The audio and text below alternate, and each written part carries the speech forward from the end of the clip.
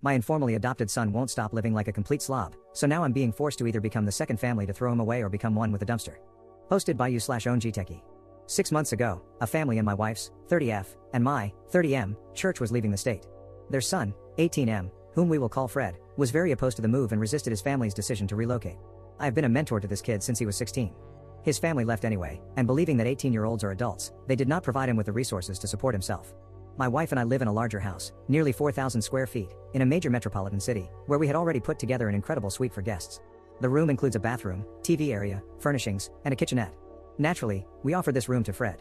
We drafted a lease for the room, including common areas such as the home gym, theater, kitchen, and dining room, everywhere except our bedroom and offices. On principle, I wanted him to pay something for rent, but I knew he couldn't afford the typical one-bedroom rents in the area, $1,800 plus, so we set the rent at $200. Fred works 1 day a week at a local grocery store and generally pays rent on time, though he was 2 months late once. Due to his situation, we have become like pseudo-parents to him. We've taught him how to use a lawnmower, cook for himself, fix his car, and helped him with his resume, among other things. He is using this time to find himself and frequently asks for our life advice. We enjoy helping him out. About 3 months in, I noticed ants near his door, and while dealing with the ants, I discovered his room was incredibly dirty, food and garbage were everywhere. I reminded him of a clause in the lease that prohibits waste, and after bringing up the possibility of eviction, I helped him clean his room, with me doing the vast majority of the work. 2 days ago, he left his door open, and I could smell spoiling food from the other side of the house. I tried to locate the source and was shocked by the state he was living in. There was food everywhere, with most of the boxes containing only half of their original contents. Many of these takeout items had been purchased weeks prior. Now here's the rub, I am legally his landlord, but I'm also playing the role of an uncle or adopted father. If I evict him, he will be homeless because he can't afford anything in this area. This seems to be a mental health issue. He doesn't apply himself to get a better job, works only 1 day a week, has no girlfriend or boyfriend, and lives in squalor like I've only seen in our /neck beard nests. I want him to be happy and healthy, but I also don't want my house to be at risk of a pest infestation, horrific smells, and other damage. How can I approach him and resolve this issue? First update 4 months later. Since I last posted in late April, I wanted to give you all an update on the situation. This is a long update, so without further ado, the news is not good. After my last post, I took Fred to a local fair, Earth Day, where we could enjoy some junk food, watch remote control boat racing, look at some plants, and talk. I sat him down and explained that significant changes were needed. I told him that he was damaging my property and that it was painful for me to see him suffering in such clutter and filth. I also told him that within the next 2 weeks, he needed to seek out a therapist to talk to. Due to his perceived paranoia about his mom and dad finding out what he tells the therapist, I explained to him that the therapist would not legally be able to discuss anything with me, his parents, or anyone else. Furthermore, I told him that if he did this, I would be willing to completely waive his rent. Fred agreed to seek therapy. 3 days later, however, he got into a car crash while texting and driving. Fortunately, no one was hurt, but Fred's car was not as fortunate.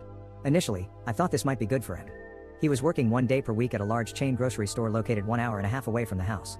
Fred showed zero initiative to transfer stores, so I thought this would force him to get a local job. I also believed that, without the car, he could focus on himself. Unfortunately, this theory proved to be incorrect. 3 weeks passed, and the situation worsened significantly.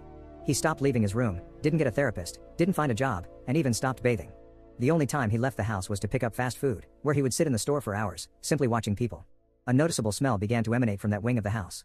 To address this with him and further assess what I could do to help, I invited him out to lunch. As we got into my car to drive to lunch, Fred informed me that he needed to clean out his totaled vehicle within the next 2 hours, or it would be sent to the scrapyard. I learned that the shop had been threatening this for the past week, but Fred didn't believe they were serious and had stopped taking their calls. We changed course and headed to the repair shop, where I dropped him off near his car to gather his belongings. I spent about 30 minutes looking at new car offerings and texted him to see if he needed help. He replied, "No, I'm almost done." I walked back to my car, watched a documentary for another half hour, and texted him again. He responded, "Almost done." I turned on another YouTube documentary, watched it to the end, and texted him once more. He replied, "You can pull around so we can load the trunk." I pulled into the repair parking lot but didn't immediately see him by his car. I parked and noticed a group of mechanics talking with each other. When I asked if they had seen Fred, they pointed over to the curb, where Fred was curled up in a fetal position, sobbing hysterically. Concerned, I asked if he was okay, thinking he might be hurt, but he didn't respond. I asked if he needed help, and he asked me to move his belongings from his car to mine. What I found in his car was shocking. The car was filled with food debris, half-eaten chicken nuggets, drinks, burgers, and other fast food items piled up in a way that made it clear how severe his mental state had become. The food was stacked from the floor to the seats, both in the passenger seat and the rear seats of his SUV. The mess even extended into the trunk. The smell was unbearable, like what I imagine hell might be. Keep in mind that these food items, most of which were months old, had been baking in the car under the May Florida sun. I had to dig through the filth to find his belongings, clothes, a toolbox, anime prawn, and other items. Meanwhile, Fred was still in hysterics. After gathering what I could find, I asked Fred to double-check my work. He then approached the front of the car and removed one of the windshield wipers to remember the car. Fred then asked me to get his socket wrench set so he could take the spare tire. I put my foot down, explaining that the spare probably wouldn't fit his next car and that I wasn't going to allow a tire to be stored in my house. He sobbed even more, so I called my wife to confirm that I wasn't being unreasonable, which she did. I told him it was time to leave. We left and went to lunch in silence after the 4-hour ordeal. After picking up food and returning home, I sat Fred down and explained that he wasn't healthy. I pointed out that he hadn't found a job, hadn't sought therapy as he had agreed to, even after I found a therapist for him and sent him the intake forms 2 weeks prior, and that I suspected his room was in the same disarray as his car. He denied this. I then notified him that I would be inspecting his room in 48 hours, as allowed by the lease. What I found in Fred's room was horrifying. As I suspected, it was trashed. Food containers were piled up over his bed, and there was only a small path for him to reach the door. I told him he had a week to clean it up and also drafted a formal notice of the situation. Fred did not clean his room within the week, so I informed him that I would be contacting his parents and evicting him if he did not move out by the end of the month. He cried in response. His parents were shocked. I put quotes around this because I find it hard to believe they were unaware of his mental health issues and tendencies before leaving Fred to live here, especially when the problems are so severe. As his father was on his way down, Fred ran away. He took an Uber and was missing for 24 hours. Fred eventually returned home 2 hours before his father's arrival, but as anticipated, his room was barely packed. His father and I ended up cleaning out his room, and it turned out I had only seen about half of the mess. His dresser, nightstand, under the bed, and the closet were all packed with food. I will never eat Popeye's chicken again. The 4-month-old, barely consumed chicken bucket in the dresser was too much for me to handle. There were also 2-liter bottles of urine. My wife had purchased Vera Bradley towels for the bathroom Fred was using. I didn't have the heart to tell her that a few were just thrown away because they were covered in biological waste. The carpet, which was new to the room, crunched underfoot and was covered in pizza toppings, sauce, and similar drippings. His father cried throughout the process, and I puked twice. Fred frantically packed his belongings, including a secretive box he didn't want us to touch or lift into the van, a mystery I will never know the answer to. The eviction was successful. I offered to pay for Fred's college if he started therapy, but his parents kicked him out soon after he returned home. He's now living alone in a trailer in the rural Ohio woods that his parents bought for him. College started a few weeks ago, but I didn't have to pay since he still hasn't attended therapy. We've since cleaned up the room, replaced the bed and much of the furniture. The carpet had to be specially treated, though it probably would have been better to replace it entirely. The whole ordeal cost thousands of dollars, emotional trauma, and has left me with a strong aversion to fast food. These are the takeaways from the experience. Fred no longer responds to my texts, and I can only assume that I'm now a bad guy in his life story. I really wish him the best, and my heart breaks for him whenever I think about the situation. Earlier this month, we received a misaddressed Amazon package for him, a massive package of sauce concentrate for restaurants. My husband is in love with his student. I have no idea what to do. I've decided to talk to him. I know I've been avoiding this since months, but after reading all the responses, I feel it's time I rip that band-aid out. I'm going over to our house. I'll update him what happens. My husband and I, both 35 met in college. We fell in love and got married 8 years back. I gave birth to our daughter in 2020. My husband is a professor at this med school. He's a doctor himself. My friend Sarah also works in the same college, and she's in the same department as my husband.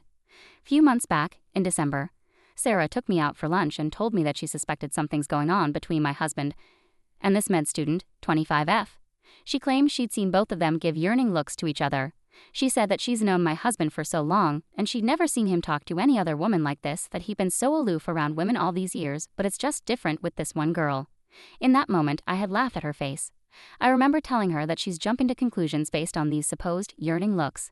That's why I didn't tell you before, she had said. I was confused too. It's not like he goes out of his way to talk to her, but whenever they do talk, it's like watching a slow burn romance movie. She looks at him like he's Brad Pitt, and he looks at her the way he used to look at you. I remember the exact words because they stung.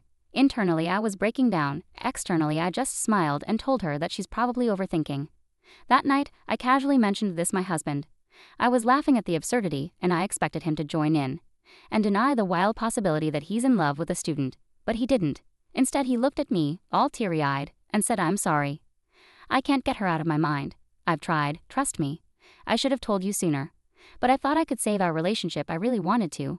I asked him if he cheated on me. He said no. He said he didn't even talk to her, nor did they have any contact outside of college, and that he completely understood how morally depraved it is to try and pursue a relationship with a student. She wrote him a letter about a year back, confessing her love for him, and he had told her that even though he was into her, nothing would come out of it. Apparently that was when the yearning looks had started. I honestly don't remember how I reacted then. I think I just started packing and came to live with my parents along with my daughter. I've been living with my parents since then. Half of me wanted him to come and beg for forgiveness. But he never did. He comes by sometimes to spend time with our daughter, but that's it. He never talks about the elephant in the room, nor do I bring it up. I keep checking that girl's social media. She's insanely beautiful, almost doll-like, and intelligent. I can't help but think that someone like him should be with someone like her. He's always been very good-looking, and I'm more of a plain Jane. She's the Meredith to his Derek. I don't know what to do. What do I even tell people? I don't even know who I am without him. Some part of me still wants him to come back. TLDR husband just admitted that he's in love with this young woman who also his student. She loves him too.